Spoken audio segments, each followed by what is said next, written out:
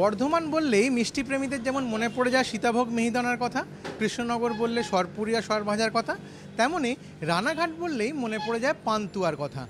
এই পান্তুয়া কিন্তু শহুরে গোলাকৃতি নয়, এটা বেশ লম্বা সাইজের।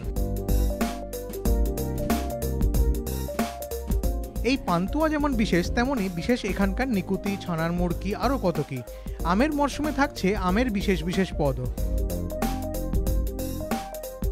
আমাদের অ্যাকচুয়ালি রানাঘাটে পান্তুয়া লেডিকেনি যেটা, এটাই বিখ্যাত, ফেমাস। তবে আমাদের আরও বিভিন্ন আইটেম আছে যেগুলো স্পেশালি আইটেম, কাস্টমার খুব চুজ করেন।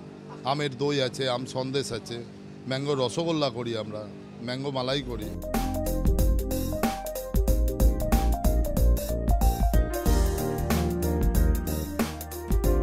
গত শীতে সবাই চমকে গিয়েছিলেন কাঁচা লঙ্কার রসগোল্লা খেয়ে কিংবা ফুচকা রসগোল্লা খেয়ে। আর এবার যখন আমন্ত্রণের আসর, তখন আমের কিছু ভ্যারাইটি থাকবে না তা কি হতে পারে? আমার হাতে যেগুলো রয়েছে তার মধ্যে একটা রয়েছে আলফানসো, একটা রয়েছে কাঁচা আম। এই ধরনের বিভিন্ন আমের স্বাদ এবার রসগোল্লায় চলে আসছে, আর সেগুলোর জন্য অবশ্যই খেতে হবে এইসব ফ্লেভারড রসগোল্লা।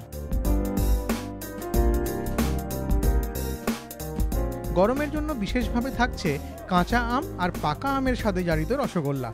ভারতের বিশ্বজয়ী আম আলফানসোর স্বাদেও তৈরি হয়েছে আর এক ধরনের রসগোল্লা।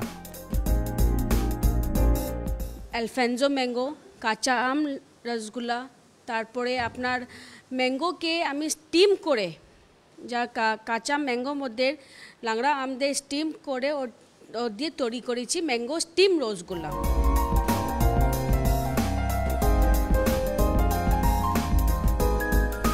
আমন্ত্রণের আসরে এভাবেই মেলবন্ধন ঘটবে নতুন আর পুরনো স্বাদের। নানা জেলার সেরা স্বাদ টক্কর দেবে নতুন উদ্ভাবনের সঙ্গে। সেই মৌতাতেই তৃপ্ত হবে রসনা। সঞ্চয়ন মিত্র, এবিপি আনন্দ।